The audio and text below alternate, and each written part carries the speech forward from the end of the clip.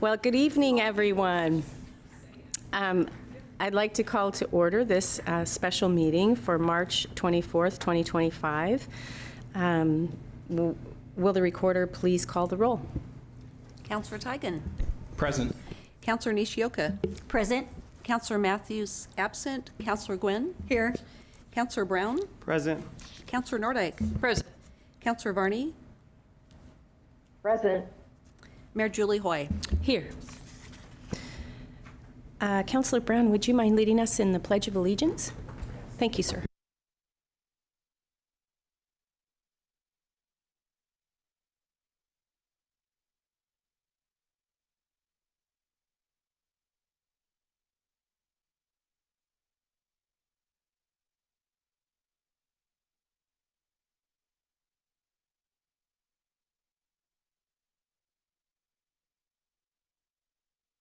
Councillor Nishioka, do you have something for us? Yes. I move approval of the special meeting agenda. Second. Motion by Nishioka, second by Tigan. Any discussion on the matter? Would this be the time to discuss if we wanted to go for interview? Or Want to approve the agenda first, then you can make subsequent motions.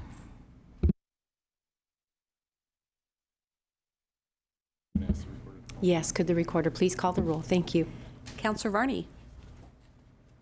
Aye. Councillor Tigan. Aye. Councillor Nishioka. aye? Councillor Matthews absent. Councillor Gwynn. Aye. Councillor Brown. Aye. Councillor Nordyke. Aye. Mayor Julie Hoy. Aye. Thank you. Do we have any additions, deletions, anything like that for this meeting? Well, I would certainly say that this was a change.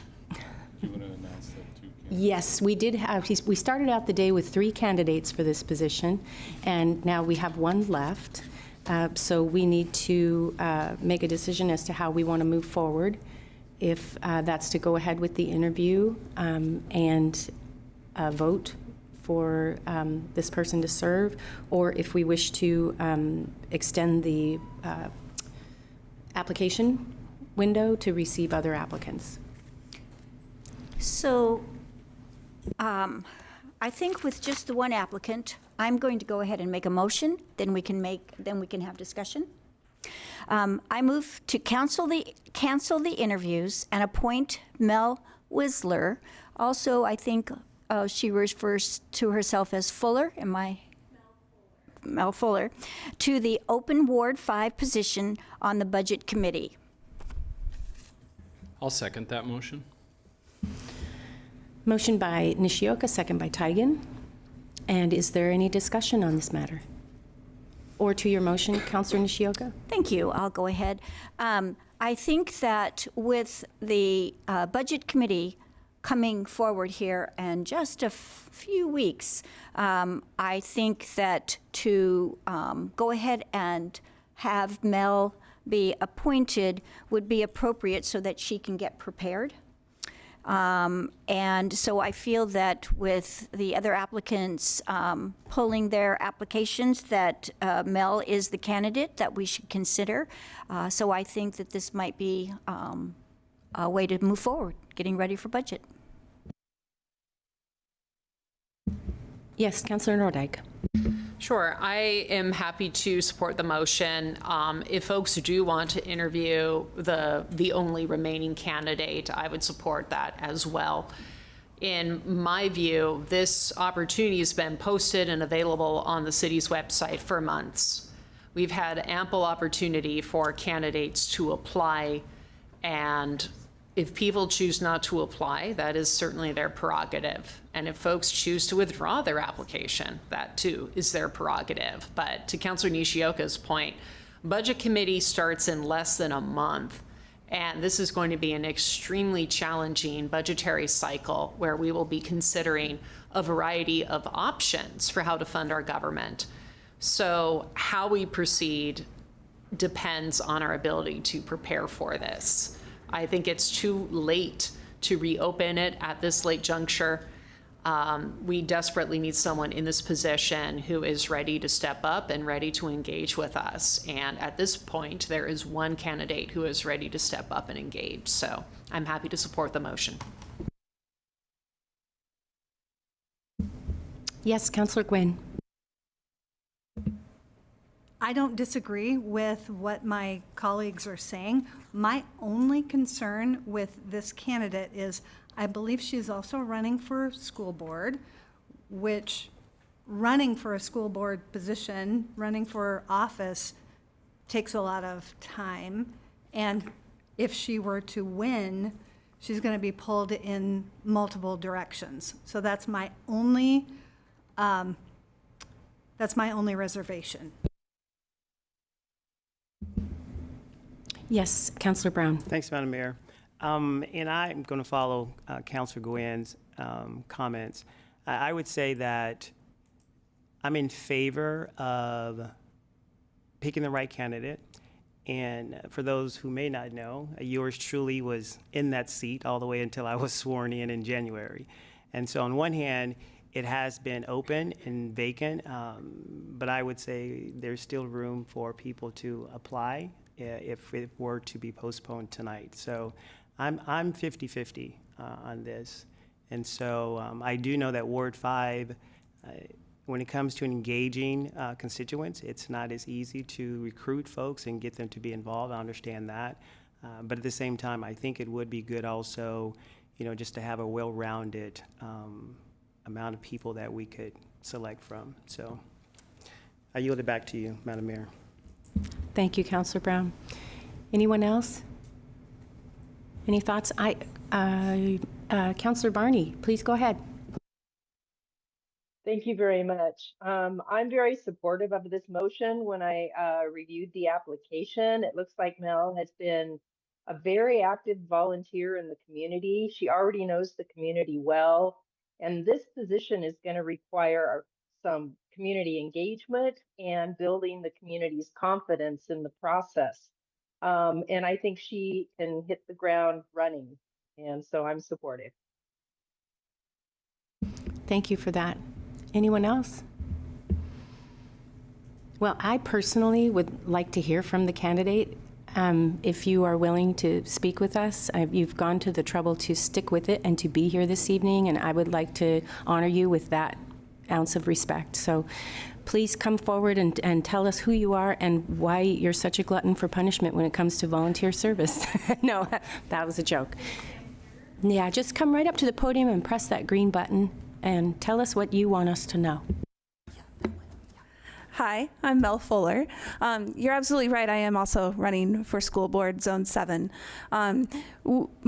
I'm looking at a lot of you here on the council who also have day jobs, so that pulls you in different directions as well. I don't have one of those. I'm a full-time volunteer in the community. I do work self-employed doing court transcription from my home, but it is minimal. So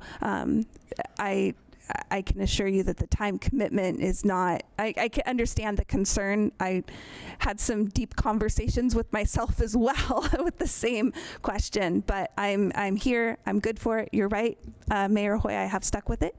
And I would like to be appointed to this position. And Mel, are you open to answering some questions? Absolutely. Okay, great. Councillor Nordijk, go ahead. Thank you, Ms. Fuller. Have you watched any of the budget committee meetings leading up to this cycle? I have, yes. I started watching and following along back in the November election when Irving Brown was elected. I knew the vacancy was going to become open.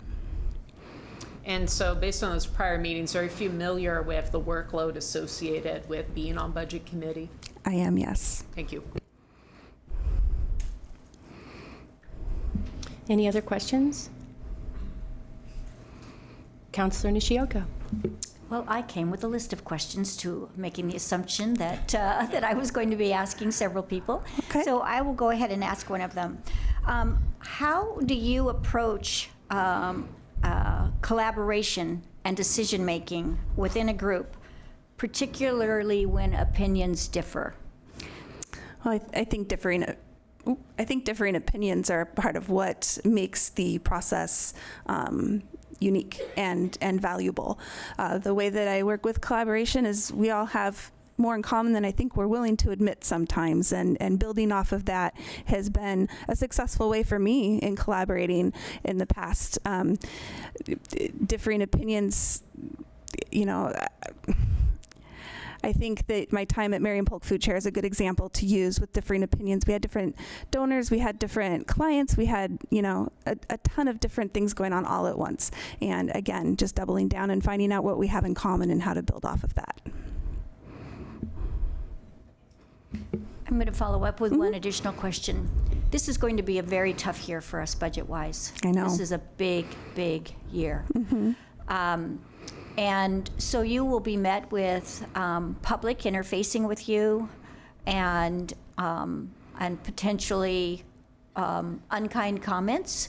And I'm just wondering again how you might approach this, shield yourself, or how you may interface with the public. There's a lot of questions wrapped up in that. Can I ask you to clarify a little bit? Maybe there's a lot to unpack with that question. Yeah, I think it's more. It sounds like you've already been working in public service and being a volunteer. Yes. Our experiences on council is we have to interface with public on a regular basis, and so it's a learning curve to try to understand what it is that they're really asking or what it is that they're sharing. And I'm just wondering if in your past you've had opportunities that you might sort of share with us on interacting, especially with difficult questions. I think it's more if you have an idea how you may approach that. Okay, I think as you've been speaking, I can formulated an answer that will help cover as most of those. Ride easy in the saddle. That's the best advice I ever got from a friend, is when things, you know, I don't have much experience riding horses, but I know that when it starts getting rocky, the worst thing to do is tense up and hold on. So keeping an even keel all the time, realizing that it's not personal. It's not a personal attack against me, against my being, my person. It's usually coming from misunderstanding, not enough information. And I think that there is oftentimes a way to sound, not to sound cliche, but talk it out and giving as much time as that person needs within reason to hear them. Most people just want to be heard. And I think that's where a lot of those negative comments that you're talking about come from, is they're frustrated. They don't feel like they're being listened to. I don't know if I have the answer that they want, but I don't think that's really always the goal necessarily. I think just being heard is important. Thank you. You're welcome. Councillor Teigen. Yeah, thanks for coming down, Mel, and sticking with it. Yeah. I'm curious if you have ideas about how the current council or budget committee members can help you be ready for the position. Talk to me about it. Meet with me, give me your story, tell me how it's been for you. In preparation for school board, the person who's holding the seat that I'm currently running for says, let me sit down and tell you everything I wish I knew before I ran. That's so valuable. So I think that they can help support me by being willing to answer my questions and give me some of their time and help bring me up to speed. I know there's a lot of preparation to be done in a very short time with this committee. For me. Thank you. Yeah. I think just acknowledging that that workload is really important, and also just not being afraid to ask for help too. Yeah, I've been told there's a lot of reading. Yes, Councillor Gwynn. Councillor Varney, go right ahead. Did you just call on me? Yes, ma'am, I did. Okay, thank you very much. And thank you, Ms. Fuller, for your willingness to jump into the fray here. I'm curious, when you've been out and about in your ward talking to people, I mean, I know you work with seniors, I know you work at the school. I'm just kind of curious, what do you think your community members' top concern is regarding the city budget?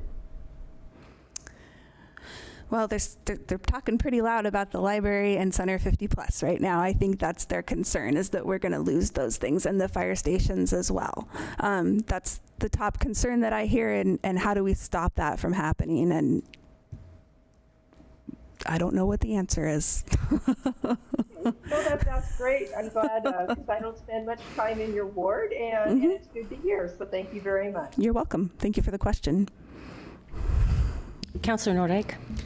Thank you. Another question for me. So our budgets tend to have a disproportionate impact on our low-income residents because low-income residents depend heavily upon the provision of things like libraries and parks and Center 50 Plus. What experience do you have working with low-income populations, and how, if you do, how would that influence your role in being on as a member of Budget Committee? Sure. You know, spending 7 years at Marion Polk Food Share running Meals on Wheels, I worked primarily with seniors who were of the lower income, like you're speaking of, and disparity.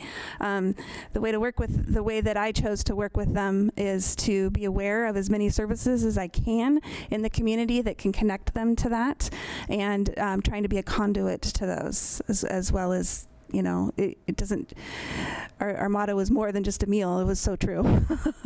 So connecting with other services, and trying to advocate for policies that will give them a little bit of a break.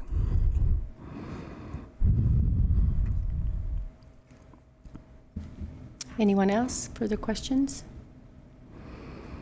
I'm just curious. I was going through your application. Do you have budget experience in other organizations or groups? Yes, I do. As executive director at Assisted Living Communities for several years, I was in charge of making and operating their budget. The last facility that I managed had a budget of $1.5 million a month.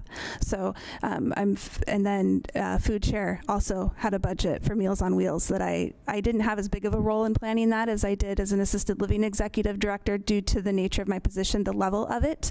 It was often handled by directors and executive directors level, where I was at the program manager level. So I do have budget experience. Okay, thank you for You're that. welcome. Anyone else? Yes, Councillor Gwynn. So what would be your top 3 priorities in the Salem budget?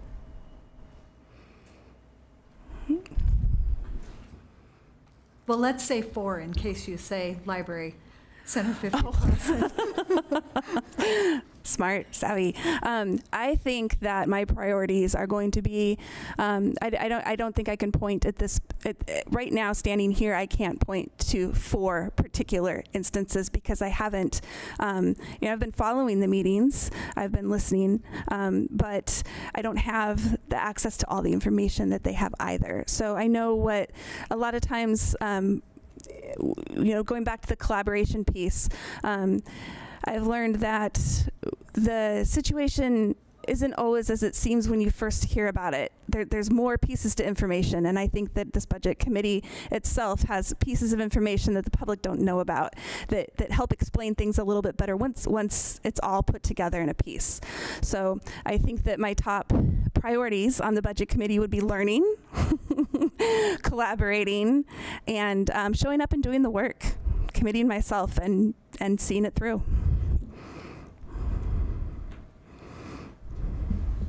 Anyone else? Then I think we're ready for a vote. Will the recorder please call the roll? Counselor Tigan. Aye. Counselor Nishioka. Aye. Counselor Matthews, absent. Counselor Gwynn. Aye. Counselor Brown. Aye. Counselor Nordyke. Aye. Counselor Varney. Aye. Mayor Julie Hoy. Aye. Thank you, and welcome to the Budget Committee. Now get some good rest. No. Okay. We are moving on.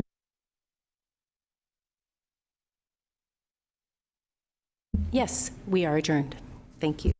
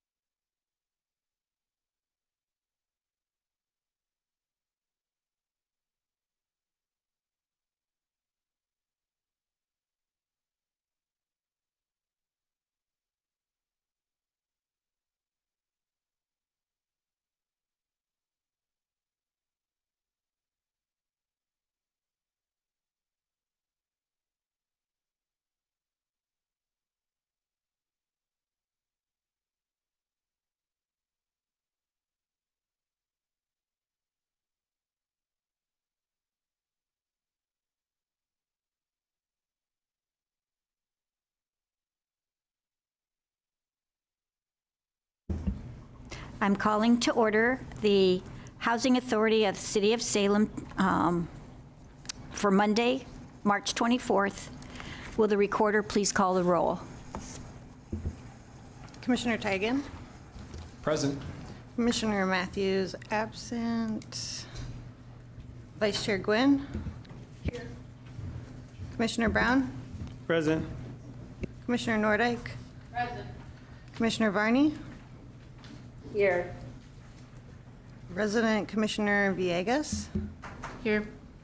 Chair Nishioka? I'm here, thank you.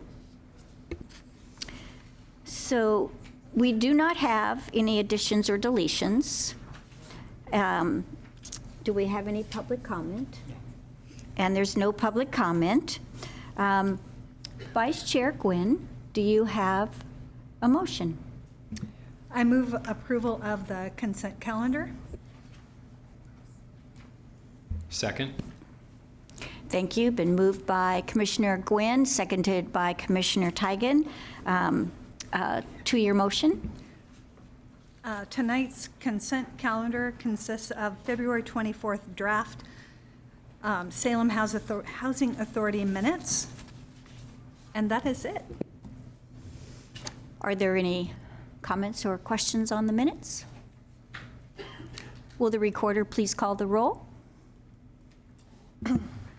Commissioner Tigan? Aye.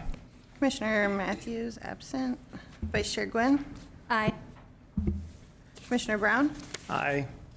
Commissioner Nordyke? Aye. Commissioner Varney? Aye. Resident Commissioner Villegas? Aye. Chair Nishioka? Aye. Great. The motion is approved. Thank you very much.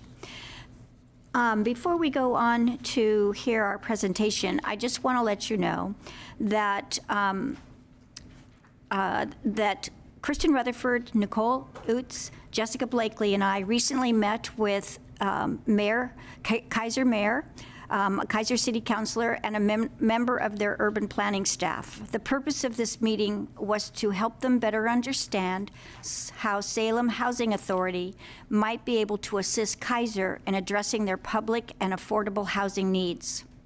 It's important to note that the conversation focused on how an advisory board may be reenacted to assist with direction on public and affordable housing, not transitional housing, for the Salem-Keizer area, since Salem Housing Authority's role is to provide safe and affordable rental housing within the Salem-Keizer urban growth boundary. We felt it was a productive first step towards exploring how Shaw's resources and expertise might be able to assist Keizer's housing goals. I just wanted to share that. This meeting happened on Friday afternoon. Again, as I said in my comment, that it was a very productive meeting, and I feel that Salem Housing Authority is looking forward to seeing how we can help support their goals. So thank you. With that, we don't have any action items or resolutions or public hearings, so we'll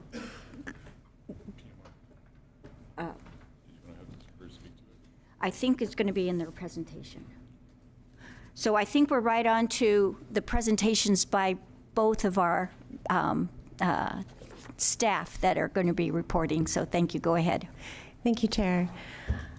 I'm Nicole Utz. I'm the Housing Administrator for Salem Housing Authority. And I'm here tonight. I wanted to highlight in the program management report the Western Oregon University's Occupational Therapy Partnership and what it means to our residents in this upcoming fall term.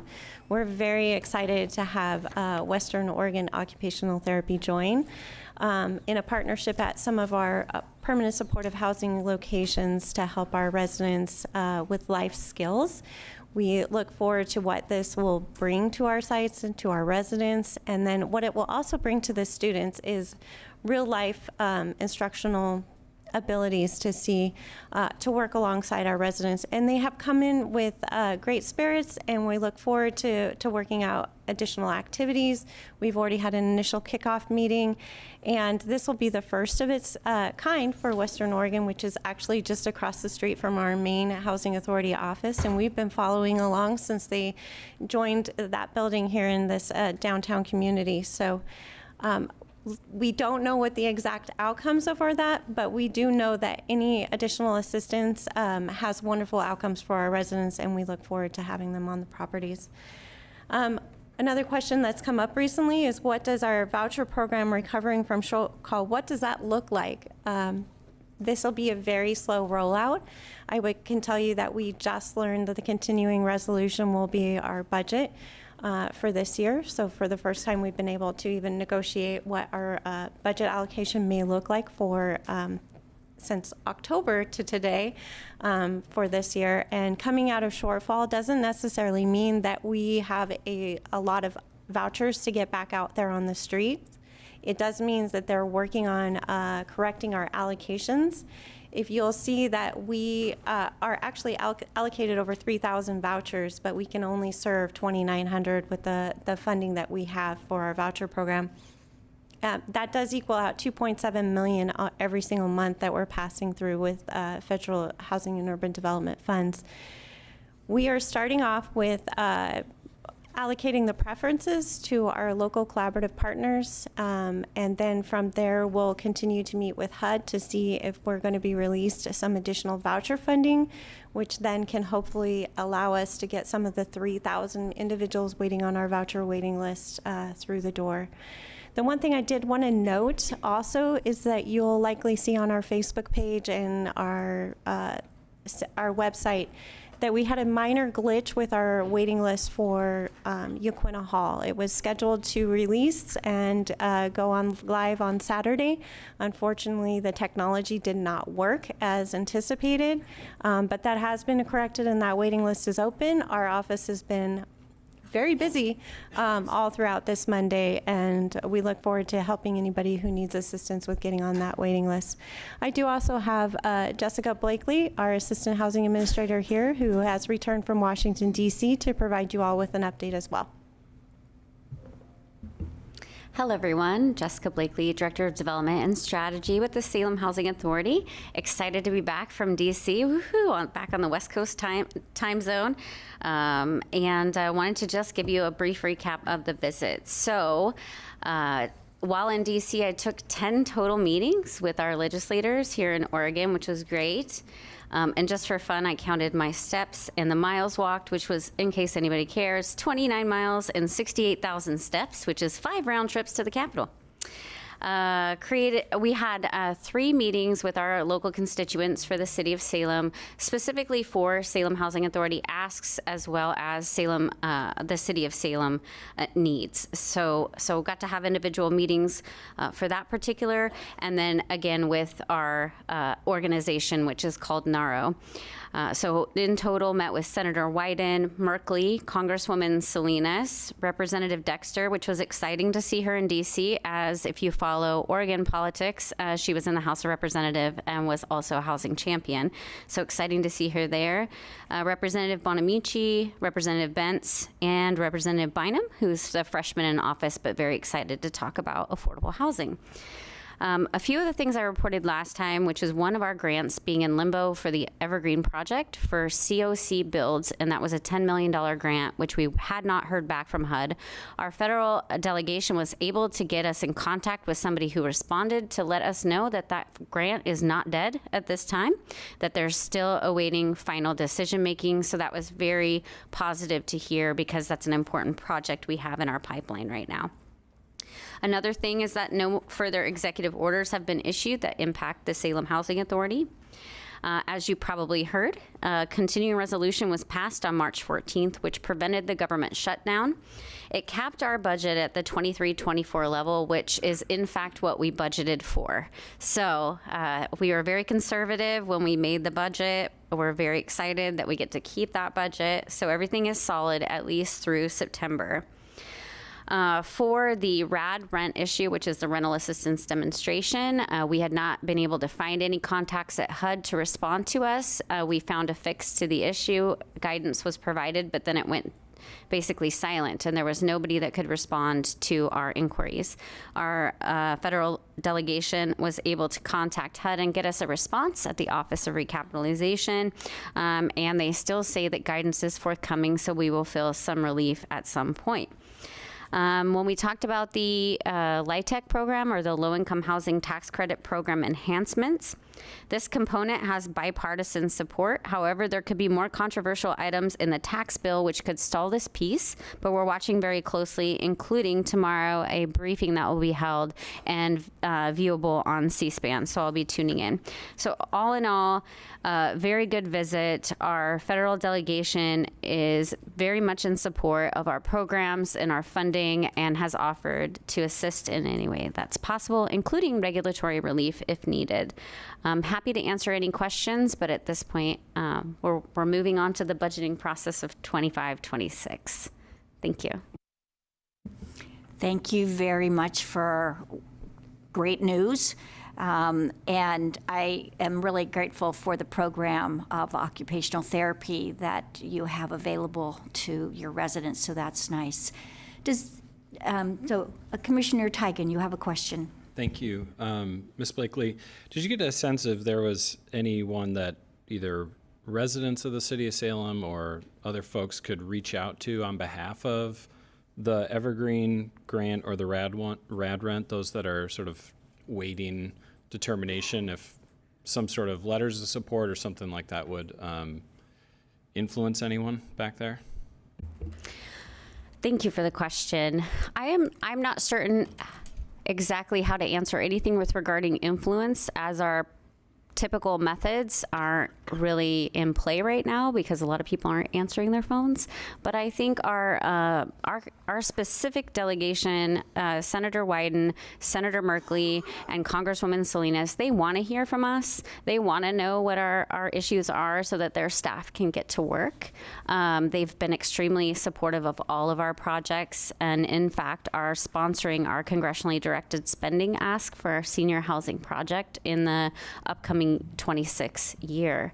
So I think it's worth, if the commissioners would like to put together a letter and I could provide some talking points, we would love your support in trying to find continued people at HUD to speak to. I think that's been the biggest issue, is finding an actual person. But when we speak to our federal delegation, they say their voice has kind of a different lane, and if there's something that we need, they're willing to go for it. Thank you for that. Appreciate it.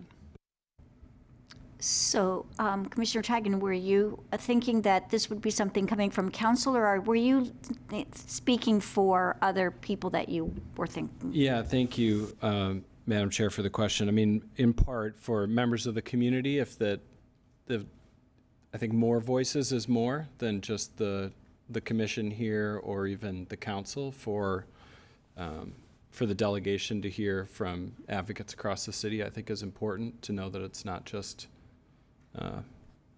for us to be concerned about, but for many. I suppose I don't today have a motion ready for the body to consider about a motion of support, but I'd like to follow up with you directly about it. Would we require a motion for staff to review this request? Would we need to do something like that, or should we bring it up to the next month? That's really up to the city manager to decide. I mean, if you like, we can have you make a motion.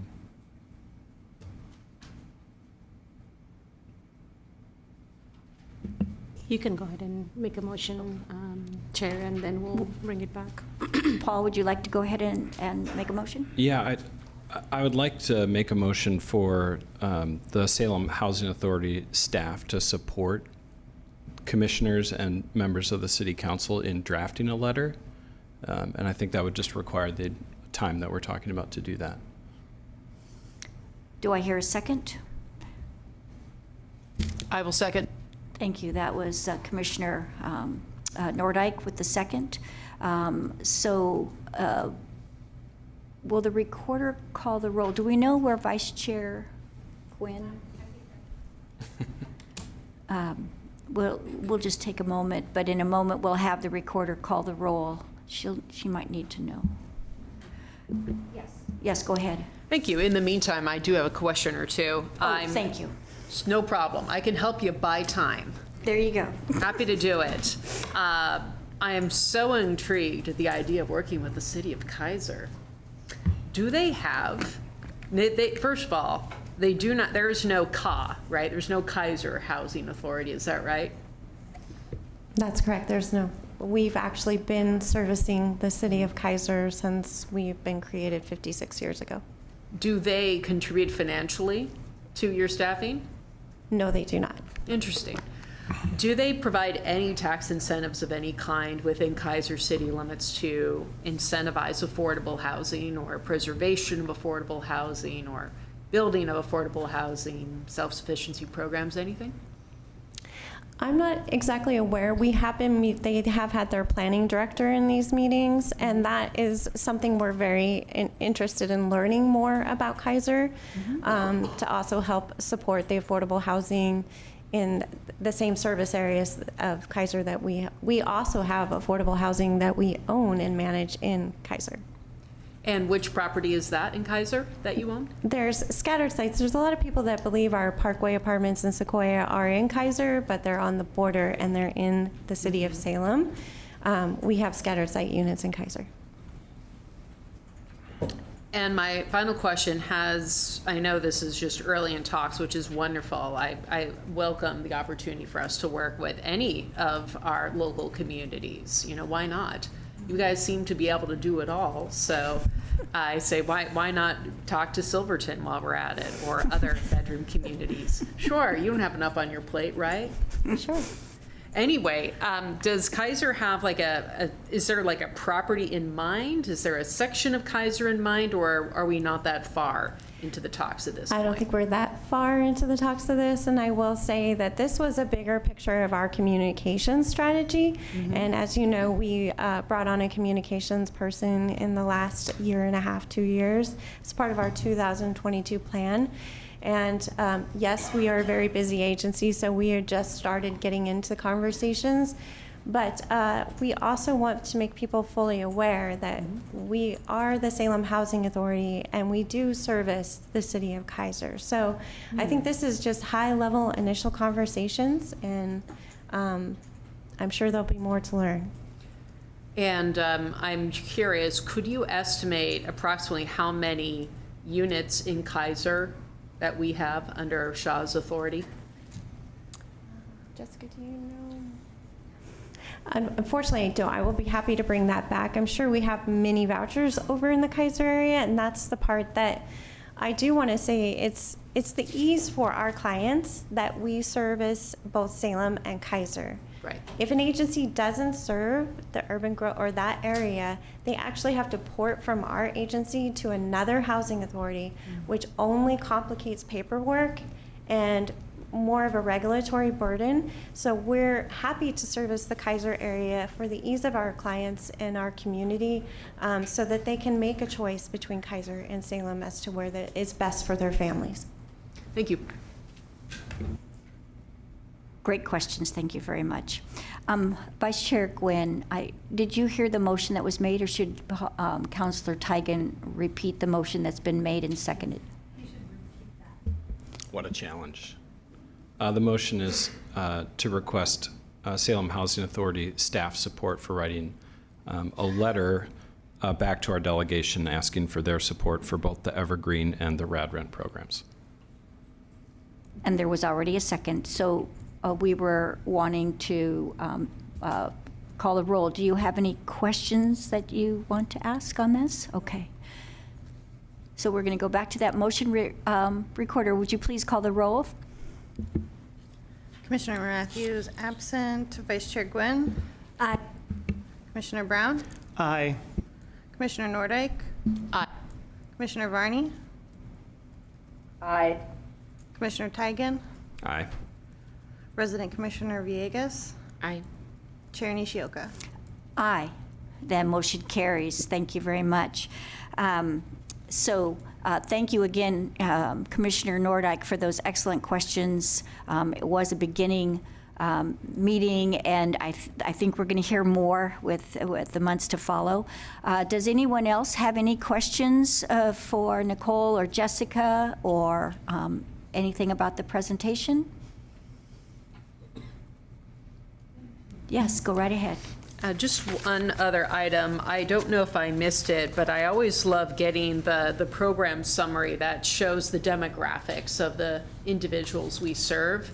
I always find it really helpful to be able to tell my constituents, approximately how many children are in our properties, seniors, military vets, and so on.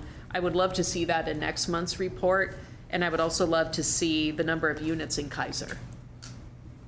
Great suggestions, and I am sure our communications person is happily watching tonight, and we'll make sure that happens. Good. Okay. Anybody, anything else? All right. The meeting is adjourned.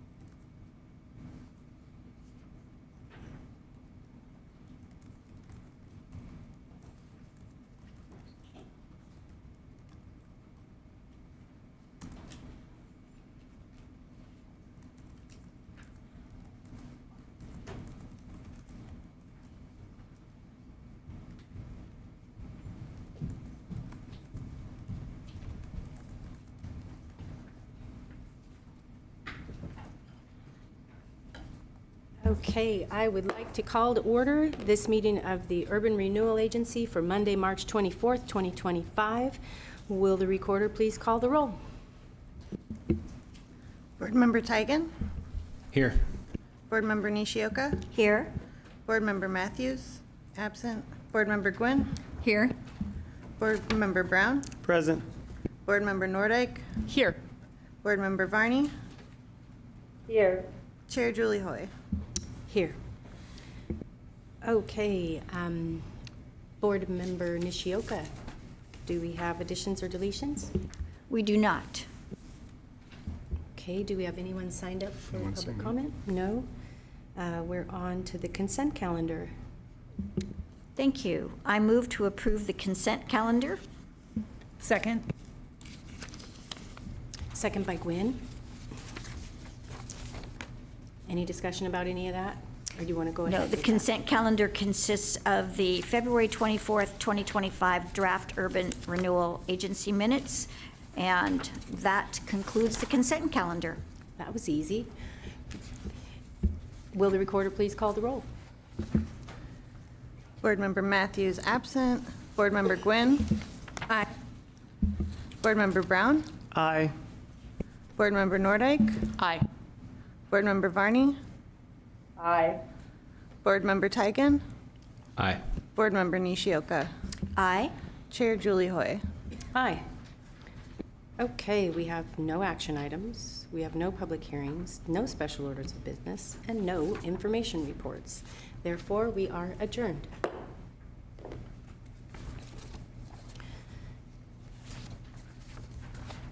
Okay, I would like to call to order this meeting of Salem City Council for Monday, March 24th, 2025. Will the recorder please call the roll? Counselor Tigan, Present. Counselor Nishioka, Present. Counselor Matthews, absent. Counselor Gwynn, Here. Counselor Brown, Present. Counselor Nordyke, Here. Counselor Varney, I'm here. Mayor Julie Hoy. Here. Okay, Chair Nishioka, do we have any additions or deletions to the agenda? We do. I move to approve the additions of 3.3E, 3.3F, and a correction of the City Council's draft minutes from March 10th meeting, clarifying ward number for item 5B. Thank you. Is there any discussion on these items? Do you need a second? I'll second it. Oh, a second would be lovely. Thank you, sir. Second by Tigan. And now any discussion? No discussion. Will the recorder please call the roll? Counselor Nishioka? Aye. Counselor Matthews absent. Counselor Gwynn? Aye. Counselor Brown? Aye. Counselor Nordike? Aye. Counselor Varney? Aye. Counselor Tigan? Aye. Mayor Julie Hoy? Aye. All right, we're moving on now to council and city manager comments. Does anyone have anything they would like to share this week? Councilor Nishioka, please go ahead. Thank you. I would just like to share some information about ballot measure 24-514, which will appear on the May 20th, 2025 ballot. This is a local option levy, also referred to as a livability levy. While the city staff are not allowed to advocate for or against the measure, they can answer factual questions to help the public understand what's being proposed. For those seeking further information, the city has created a dedicated web page with the details about the measure. If you'll go to the City of Salem government, search for local option levy to find that web page. I believe our staff have placed some information at the counters if anyone here would like to take that with them. Also, I want to remind or inform people that there will be a Salem Reporter Town Hall on April 15th at the Elsinore Theater featuring our own Councilor Irvin Brown, our City of Salem CFO Josh Ingelston, and Tom Hoffert, CEO of Salem Chamber of Commerce. And this will be a great opportunity to learn and ask questions. May I move forward with one other comment? Yes, please. Thank you. I also wanted to state sort of ahead that for item 3.3C, I just want to say that I am really in support of our interim city manager, Krishna Namburi, and she has really stepped into this role with a professionalism and steady leadership and a clear commitment to serving our community. And I fully support the interim employment agreement. And that's all I have to say. Thank you. Thank you. Anyone else? Yes, Councilor Nordike. Thank you so much. I'd like to talk briefly about Child Abuse Prevention Month, which is the month of April. As many of you know, I am one of many nonprofit professionals in the area who work to support child safety and to prevent child abuse around the area. And I wanted to share a couple sobering stats for you. In 2023, Oregon Department of Human Services identified 11,191 confirmed cases of child abuse victims, and 979 of them lived in Marion County. So there are a lot of nonprofits and government agencies and faith groups and so on who all oar in the same direction when it comes to prevention. And one of the ways that you can participate this year is in the annual car parade. So on Friday, April 4th, I encourage you to join all of us. This is free, kid-friendly, open to the public. Anyone who is supportive of Child Abuse Prevention Month awareness is encouraged to join us at the Oregon State Fairgrounds at 7:30 a.m. There is a Facebook page and event that is dedicated just to this event, so you can find all the details, the parade route, and so on. Arrive at 7:30. If you want to decorate your car in the signature blue colors, have the pinwheels and all that, you're welcome to that. We pose for a group photo, and then the car caravan begins. And we'll wind our way downtown. In prior years, we have ended up at the Oregon State Capitol building. That's not available this year due to renovations. We have also landed at another nonprofit's office. And again, that's not available. So this year, I'm really grateful to Salem Police Department, who's agreed to be the landing zone, if you will, for the car caravan. And the Salem PD office is letting us use their community room, which is on the main floor, with a capacity of up to 70 people, to hear remarks from leaders in child abuse protection and safety. And so the speeches and the community gathering will take place that morning at 9 a.m. So that should give folks plenty of time to get in their cars, come down, park, and then participate in the speeches. Again, 100% free and open to the public. This is just an opportunity to raise awareness. Child abuse, I can assure you, affects all demographic groups. Before I came here to this role, I handled a lot of child sex abuse cases at the Department of Justice. So I can assure you I've seen cases from everything from downtown Portland to the far-flung rural provinces of this state. It happens to all demographic groups, and every one of us can do something simple, which is to be a positive role model in a child's life. Just being a positive influence is the simplest thing and maybe the best thing you can do to inoculate a child from other forms of influence. So anyway, thank you so much, and I hope to see you at the parade and community gathering. Thank you, Councillor Nordyke. Anyone else have anything they'd like to share? Councillor Varney? No? Okay. Well, I do have a little something I'd like to share. I have, when I served as councillor in Ward 6, I would often bring my lived experience to my 2-minute opportunity in this space, and felt like it was absolutely the least I could do. And I do feel and have seen kind of quite a bit of activity in Northeast Salem again lately, and it's quite troubling to me. I do know and believe that our law enforcement is doing everything they can to be helpful within the confines of the legal realm. And I've received communications from folks who are concerned about for instance, the ODOT properties and how they're being filled up with folks, and how the folks filling those spaces just know how the systems work.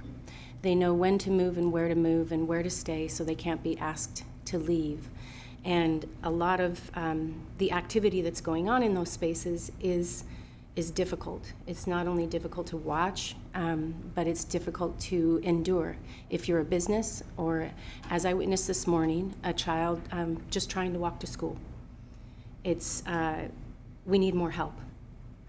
And I believe we need more help in the way of drug enforcement.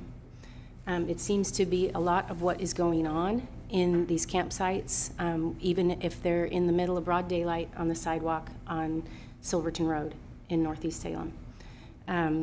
So there is, I just want that on the forefront right now, and I want people to know that I hear them and I see them.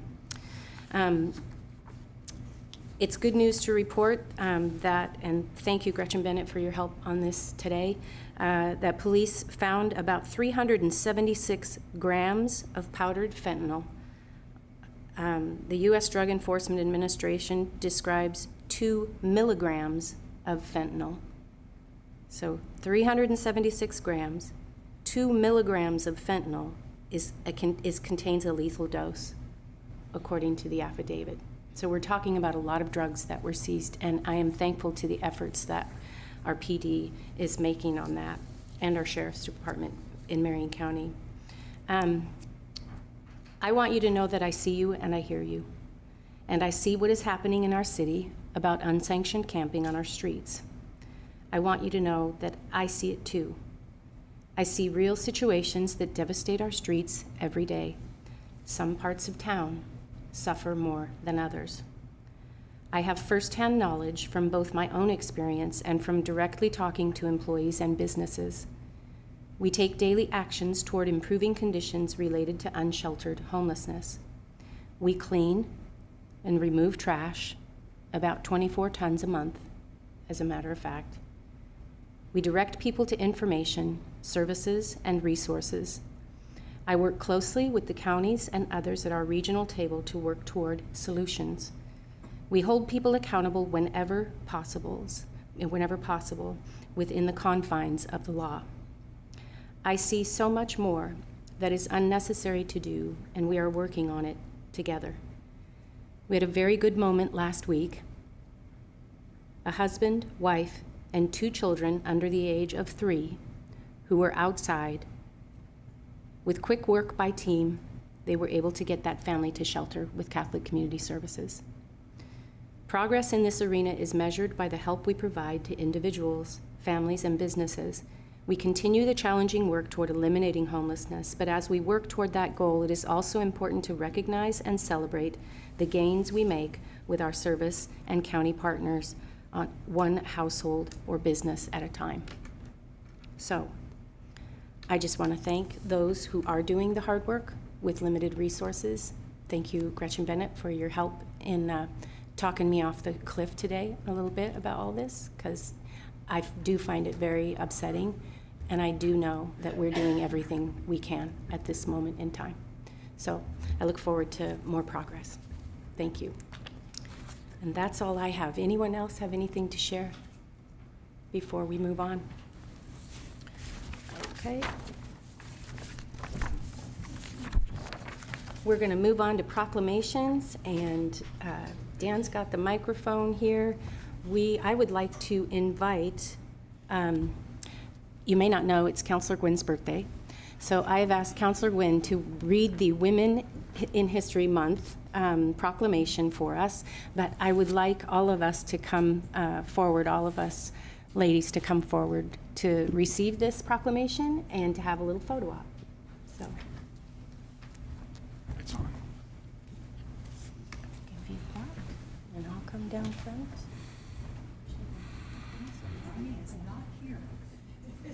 She is. Councilor Varney, we miss you. Wish you were here. So we ready? Whereas the National Women's History Month's theme for 2025 celebrates moving forward together, which I think is so appropriate, women educating and inspiring generations, the theme recognizes women throughout the country who understand that for a positive future, we need to eliminate bias and discrimination entirely from our lives and institutions.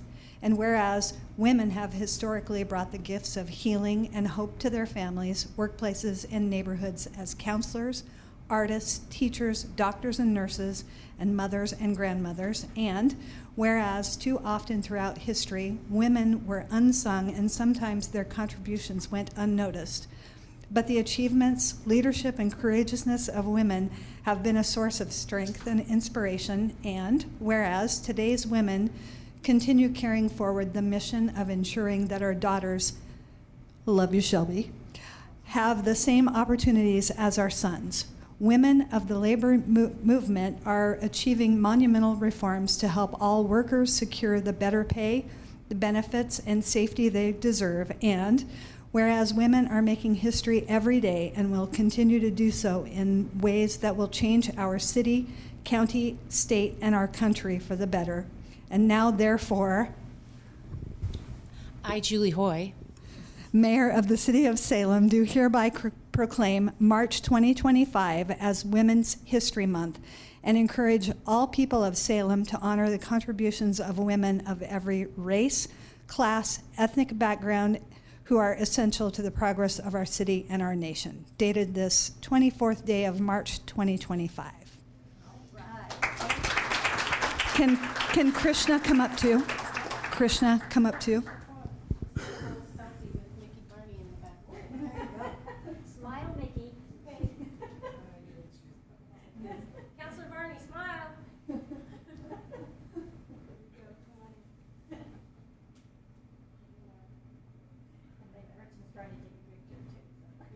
Gretchen?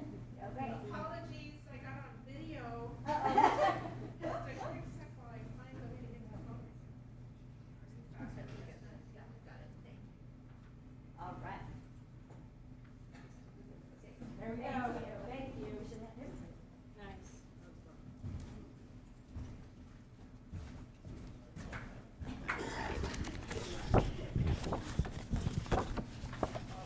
Okay, I've asked Councillor Tigan to come and present our second proclamation for this evening.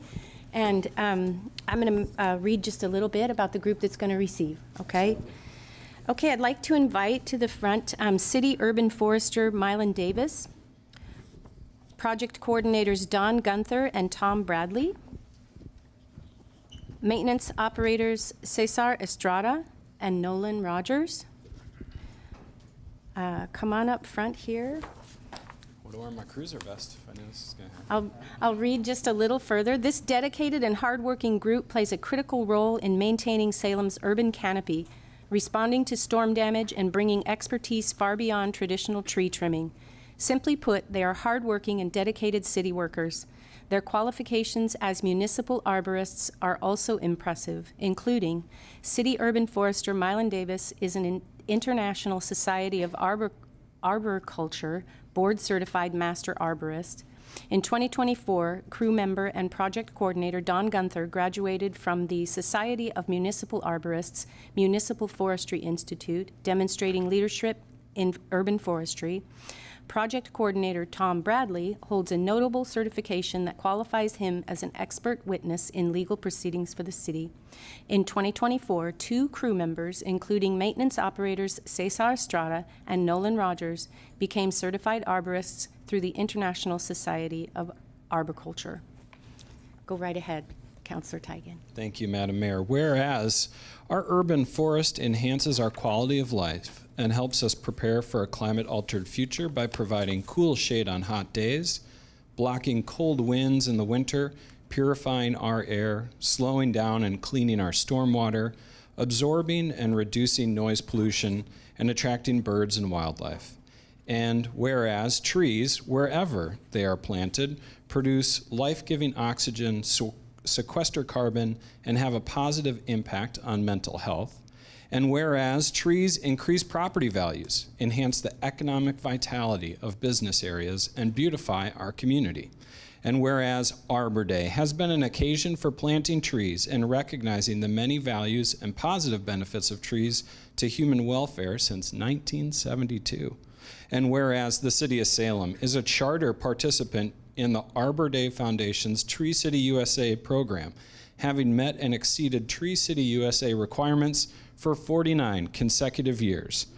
And whereas the City of Salem is committed to continuing to care for and expand our urban forest. And now, therefore, on behalf of Julie Hoy, our mayor of the City of Salem, we do proclaim April 2025 as Salem's Arbor Month. And we encourage all people of Salem to celebrate Arbor Month and to participate in events to plant and protect trees and woodlands for the well-being of this and future generations. Thank you. This is theirs. Oh, please. Thank you. Thank you.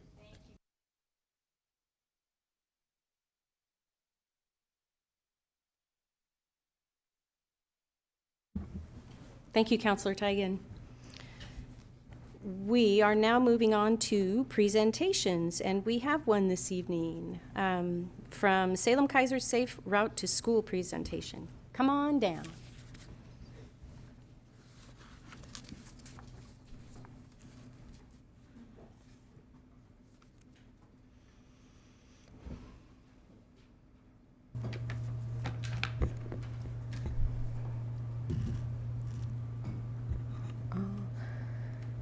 Good evening. My name is Beth Schmidt. I'm the Salem Keizer Safe Routes to School Program Coordinator. I want to begin by thanking you, Madam Mayor and Councilors, Ms. Nambury and Mr. Atchison, for having me today. On March 5th, 2025, the Mid-Willamette Valley Council of Governments held their annual dinner and award presentation. During that, COG Chair Ian Davidson selected Safe Routes to School as the Chair's Choice Award, which recognizes an individual or group for an achievement or effort that the board chair feels is deserving. So I'm just here to present your plaque because no one from the City of Salem was there. Oh, wow. So here I am bringing the award to you. Anyway, you know, it's kind of nice to be here and at least share in this.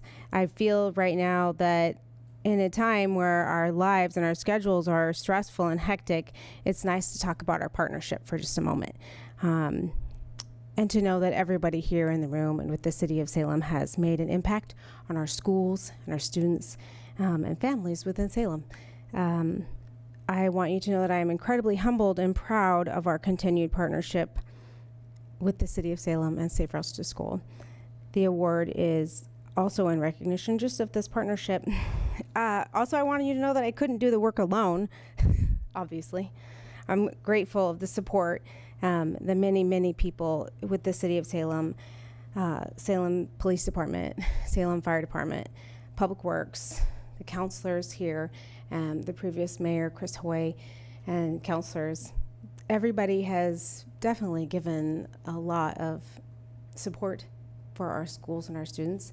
And it's especially fun when Councilor Nordyke is talking about children, and specifically my greatest wish in my job right now is to make an impact in a positive way on a child.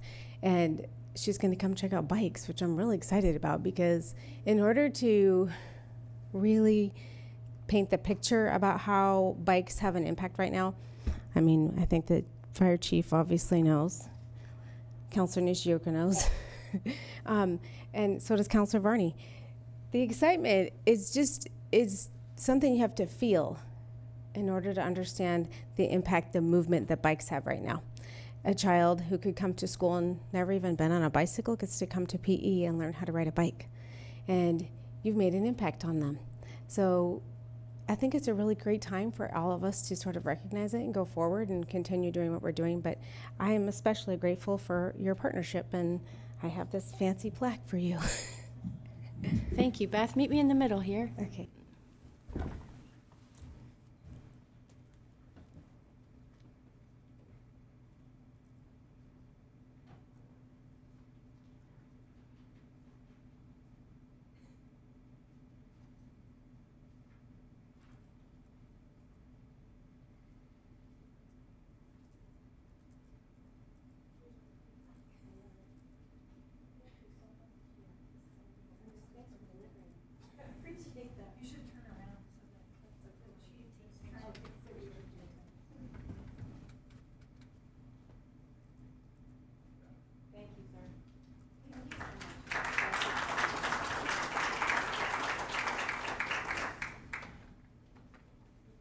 Madam Mayor, can I follow up with a question? Would you please? Thank you. Beth, thank you for so much for coming down and sharing the award. Well, thank you. I feel safer. Yeah, right. I guess I just want to ask a really basic question. I walk my daughter to school almost every day, and my son walks himself to school now that he goes to Parish Middle School. But I think there's a lot of parents who, and even kids, if there's something that's, unsafe about their route to school, they don't know who to call. Like, they don't know to talk to the school or to talk to the city, or they just kind of deal with it. So I wonder, what's the role of Safe Routes to Schools for kind of yarding up concerns about routes to schools? Is your organization a place they should go? Sure. I also encourage every parent to first reach out to their principal of their school, because I think they should be the first person who's that contact person who's made aware of what's happening. And I think the school district #1 would obviously want to know that as well. But then they would tell me, and we work in partnership together, Salem Keizer Public Schools and myself. But also, they could go to our website and email me, call me. I welcome that a lot. I get a lot of phone calls or emails about that. And a lot of times it's specifically having to do with infrastructure that deals with students who have to navigate that. And there aren't sidewalks, or there could be a lot of number of reasons with why a child would have to navigate their way to school, and it could be potentially dangerous. Anyway, but I think that's the biggest thing. I work really hard with education in PE right now, so that we really put a primary focus on that as far as pedestrian and bicycle safety education, because I think that I just learned last week that the number of children now hurt hit by a car in Salem Keizer Public Schools is 6, and it's growing. And so, my emphasis is on kindergarten through 5th grade. And it's so as they age, right, those children, like you just said, your parish middle school student has more independence. They are walking to school by themselves. So I'm really working to get those older students, that's why we do bicycle safety 3rd through 5th grade, so that when they have that level of independence, we've given them some tools so that they can better understand what side of the road I should walk on if there aren't sidewalks, and, arm signals on their bicycle, and proper braking and etiquette while riding, and things like that that are just simple tools that I think not a lot of parents get a whole lot of time to do, but also it's fun. I think it's fun anyway. Thank you very much. You're welcome. Thank you for that, Councillor Tigan. Anyone else have any questions or comment? Thank you so much, Beth. You just have a video. I imagine you'd like to play the video. Oh, yeah, please. It's a really nice video and a way to really recognize Chief Trevor Womack, Chief Dave Graboth, and the mayors and everybody. I hope you can find yourself in the video because we worked really hard at that. Anyway, thank you for the partnership.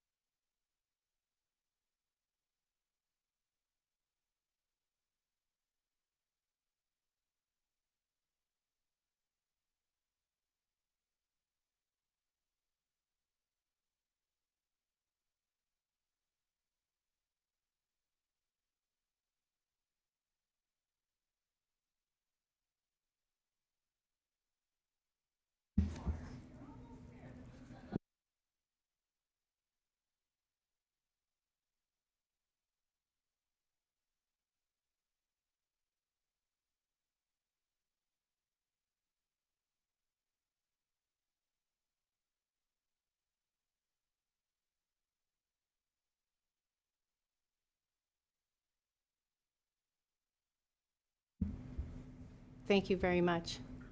I like the chicken suit.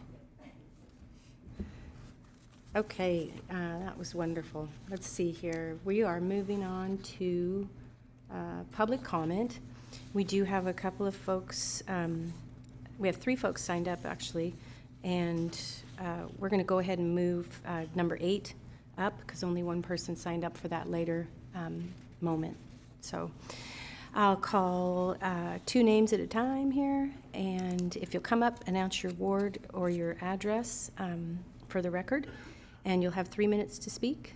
And at 2 minutes, the light will flash yellow, and when you're done, it'll turn red. So Mai Vang and Lynn Takata. Just remember to turn the green light on. There. All right.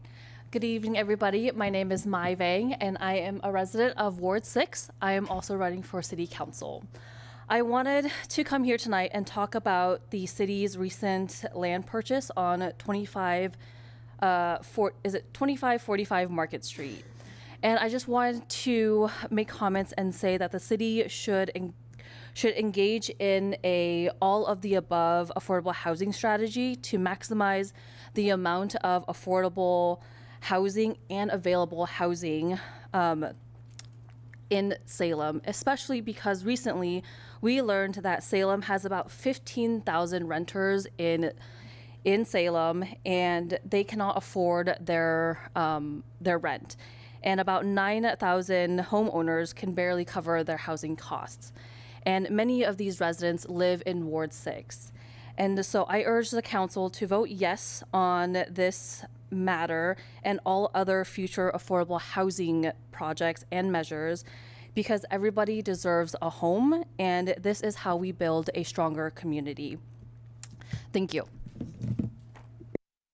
Thank you for your testimony. Lynn Takata and Jim Shepke.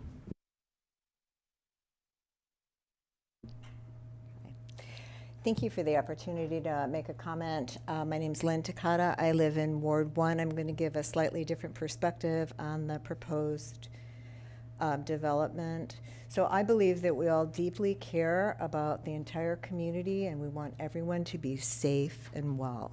There's no doubt about that. We all love the people that live in Northeast Salem community, love our neighborhood. We live there a lot of times because it is a diverse community. We have poverty, we have people that have a lot of money, and many of us who could live somewhere else like the diversity. Our neighborhood has strongly supported a number of affordable housing developments, proudly, and I've worked very hard to make that happen. However, the majority of affordable housing has been concentrated in Northeast Salem, and it's made a distinct difference in the livability of the neighborhood. I've been threatened 5 times by houseless individuals in the last several years, which has never happened in the rest of the time I have lived here. I hear like a man that's maybe a foot taller and 100 pounds bigger say, they have never been threatened. Well, you know, I can't even remove graffiti anymore from some parts of our neighborhood because of the threats. So I've been told, you know, by the Salem Police Department it's not safe, you know, near the Safeway. Anyway, I volunteered at warming shelters with at-risk youth through my entire lifetime, and it was really important for me to include houseless individuals in the Peace Mosaic. And they regularly came by and said, the mosaic made a difference in their lives because just walking down the street, it made them happy and they were connected. So we're not NIMBY, but we're seeing an increase in drug dealing and houseless camping around some of the affordable housing, including Yaquina Hall. We want people to be housed. We support affordable housing, but we would like it to be better distributed through the city.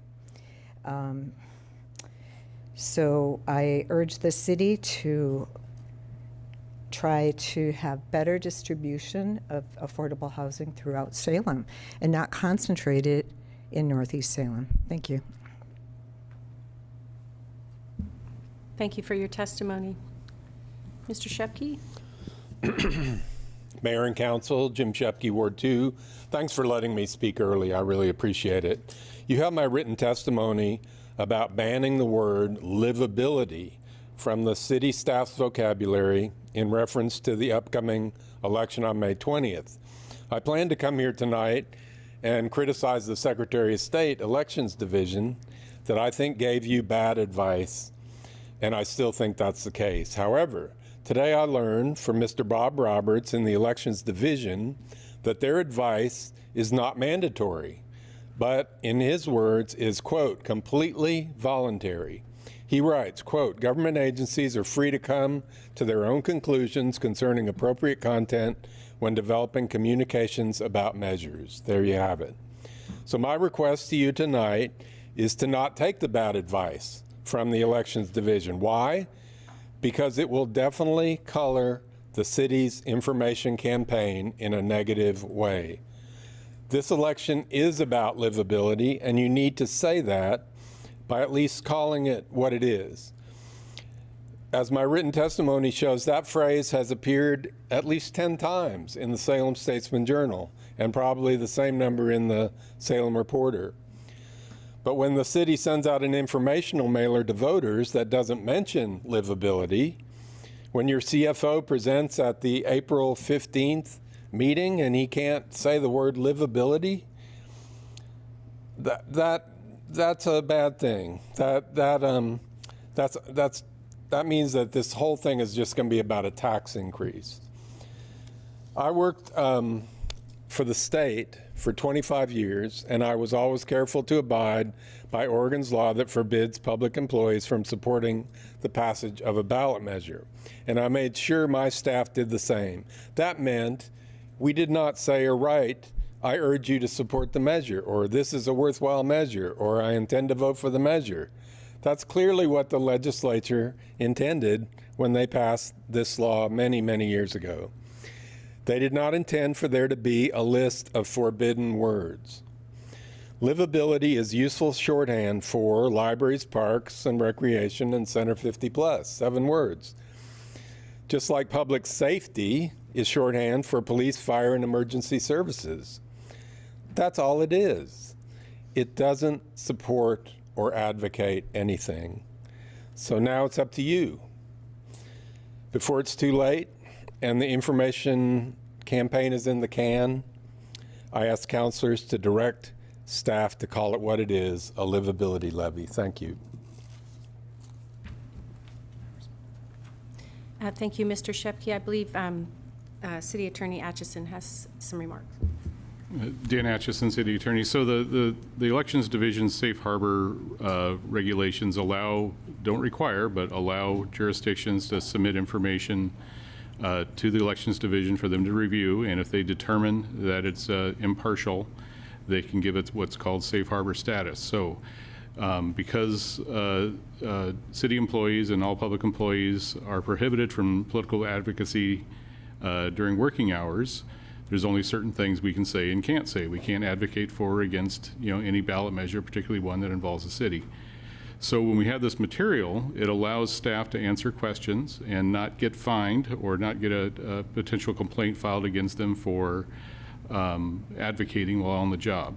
We requested that the Elections Division allow us to use the word livability. They struck it. CFO Eggleston did follow up with the Elections Division to try to get some clarification on that, and they very simply said that it's a subjective term and they don't allow it. I know they've allowed it in the past. They didn't allow it this time. That is their prerogative to decide what is impartial and not, and if we go outside of our safe harbor provisions and use terms like that they have specifically struck and said we can't use, there's a strong likelihood that the employees personally will have liability for using it if there's a complaint filed. Thank you, sir. All right, we are moving on now to the consent calendar. Councilor Nishioka. Thank you. I move to approve the consent calendar with the pull of 3.3B by Councilor Nordike. Second. Second by Gwynn. Councilor, to your motion. Thank you. So the consent calendar consists of minutes from the March 10th City Council meeting, March 10th, 2025 Council meeting, and then the March 17th, 2025 Joint City Council and Planning Commission final action minutes. Consists of the action items 3.3A, recommending authorize the city manager to apply for funding to design and construct Guerin Island Water Treatment Facility Bridge Replacement Project through the BRIC grant program, and if successful, authorize the city manager to enter an agreement with the Federal Emergency Management Agency to accept these funds. Sorry. 3.3C, approve the interim city manager's employment agreement and authorize the city attorney to execute the agreement on behalf of the city. 3.3D, authorize the interim city manager to apply for and, if awarded, accept a drinking water source protection fund grant in the amount of $50,000. 3.3E, legislative approve positions on specific bills for the 2025 Oregon legislative session. 3.3F, authorize the city manager to resolve a lawsuit brought by personal representative Misty Castillo on behalf of the estate of Arcadio Castillo III in the amount not to exceed $850,000. And that concludes the consent calendar. Thank you. Is there any discussion? Councilor Nordyke, did you want to announce a conflict of interest on 3.3B? Sure, absolutely. I will not be participating in discussion on item 3.3B, which, as I understand, is being pulled and not under current consideration, but will be soon. I will not be participating in 3.3B because that concerns purchase and sale of a property on Market Street, and a member of my family owns property on Market Street.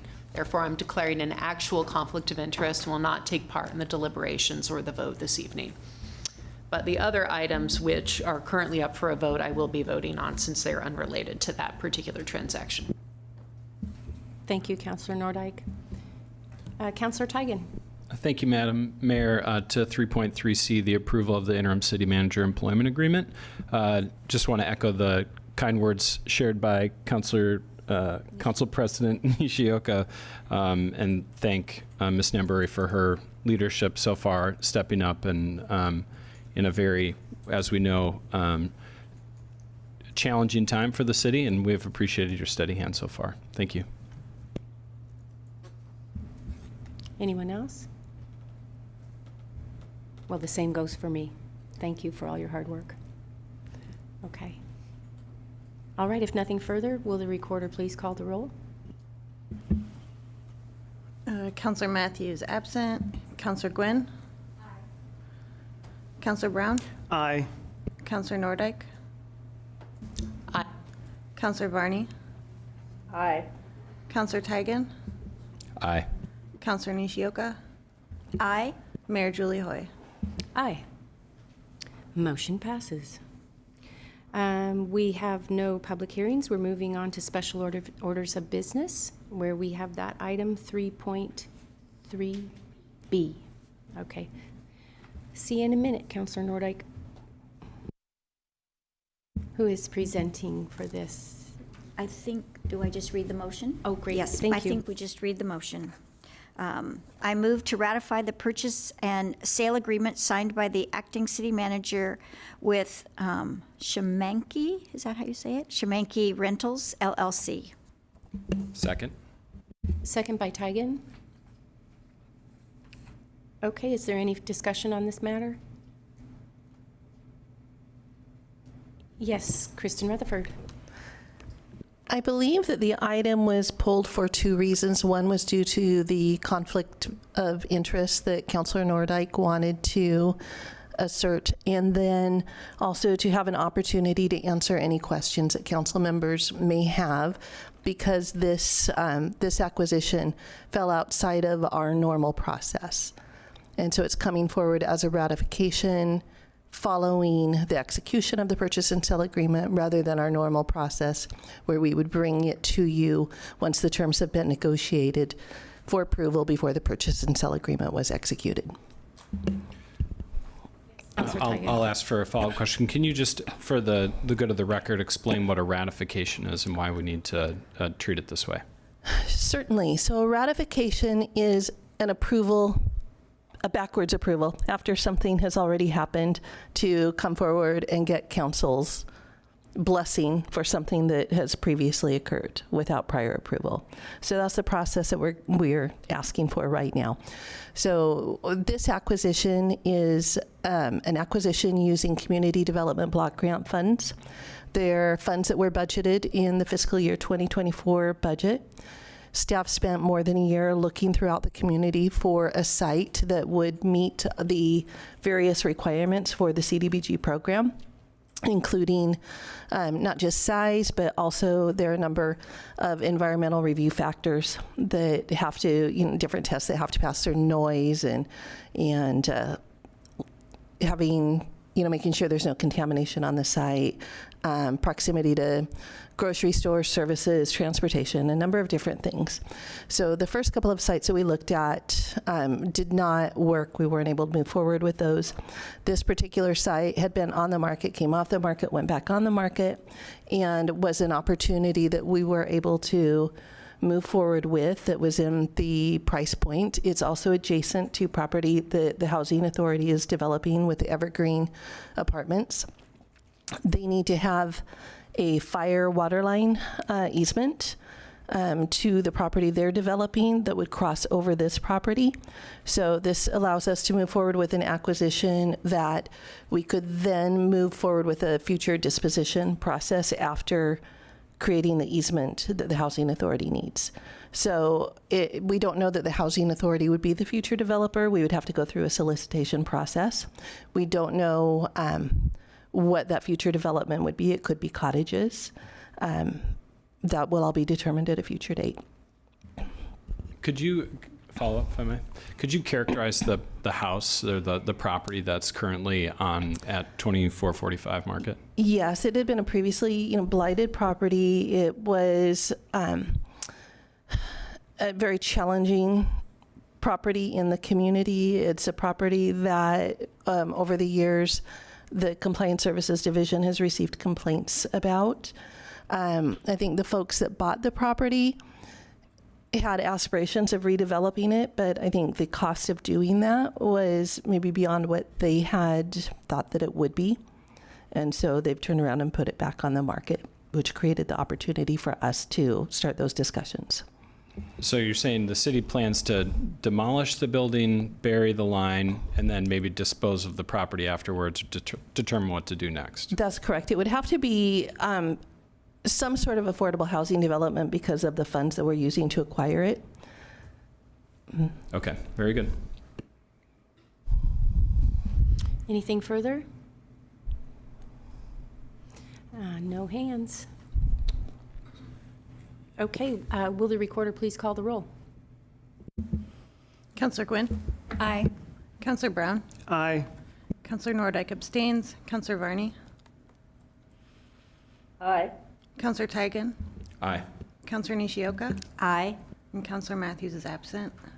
Mayor Julie Hoy? Aye. Okay, motion passes. I'll go get Counselor Nordyke because we're moving on to information reports. Okay.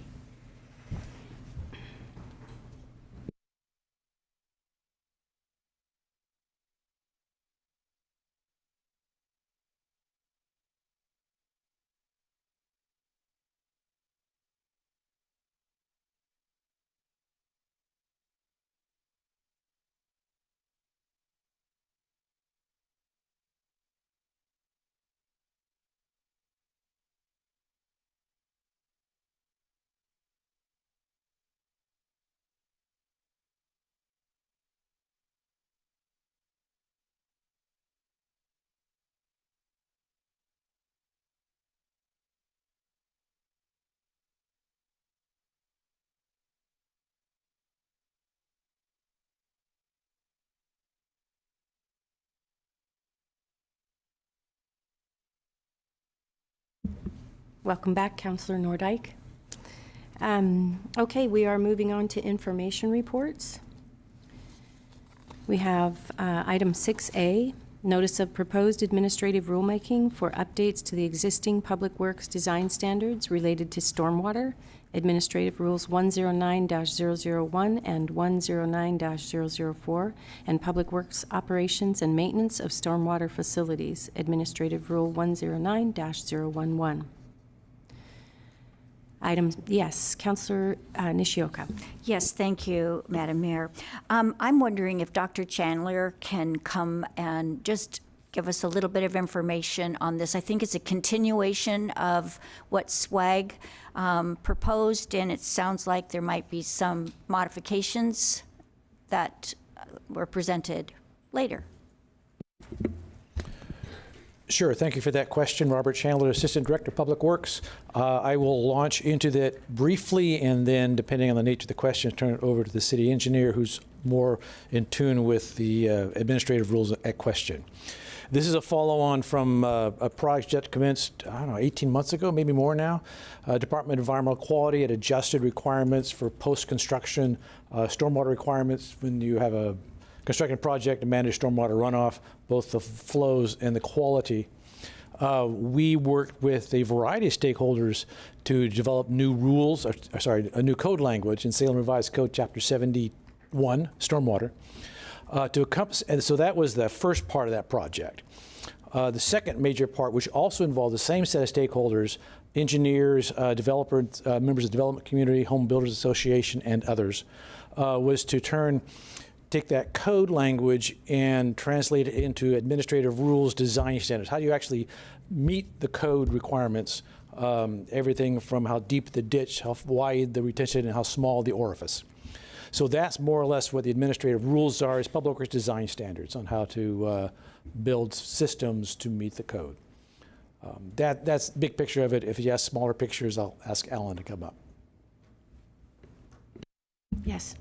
So I just want to offer some clarity too. I received notification about stormwater, so it probably is talking about some of these changes for a property, and what I confirmed was that it's for new development. This is not something that makes people do something that aren't building something. Thank you for that statement. That is absolutely correct. This is all for new development or redevelopment that triggers the requirement. It is not a retroactive requirement for post-fitting a project, a facility of some kind. Excellent point. Thank you. Any further questions? Thank you, Dr. Chandler. Oh, Councillor Varney has a hand up. Hold up there. Yes, go ahead. Actually, it's more of a comment. I wanted to say I really appreciate Dr. Chandler and staff and the whole committee's work on this. I know it's been a long process. That work group is great. I wanted to especially say thank you for the attachment with the public comment and the comments from some of the work group members and the responses, and the fact that those were taken into consideration and there were still adjustments made even further in response to those comments. So I just wanted to say thank you. Madam Mayor, if I could?